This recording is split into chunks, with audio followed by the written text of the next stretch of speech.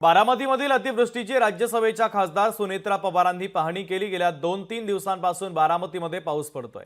कालच्या पद्धतीने पाऊस झाला, कालवा फुटला, त्यानंतर परिस्थिती गंभीर झाली। या परिस्थितीचा कालपासून आढावा घेत असल्याचं सुनेत्रा पवारांनी सांगितलं। शेतकऱ्यांच्या अडचणी सोडवण्यासाठी प्रशासनाला नुकसानीच्या पंचनाम्याचे आदेश उपमुख्यमंत्री अजित पवारांनी दिलेत, अशी माहिती त्यांनी दिली आहे। तर झालेलं नुकसान हे मोठं आहे, नुकसानीवर तोडगा काढण्याचा प्रयत्न केला जाईल, असं खासदार सुनेत्रा पवारांनी म्हटलेलं आहे।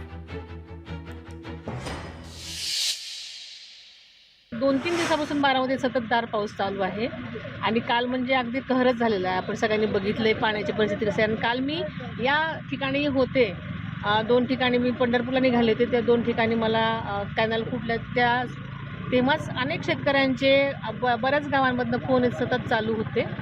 त्यांना मी संबंधित अधिकाऱ्यांना सूचना देऊन ज्यांच्या काय अडचणी असतील त्या सोडवण्यासाठी कालच प्रयत्न केले। बऱ्याच गोष्टी झालेल्या आहेत। आता आज सकाळी कालपासून दादाही पाहणी करत आहेत आणि नक्कीच यामुळे सगळ्यांना मदत होणार आहे। लोकशाही मराठी ऐका, पहा, जागरूक रहा।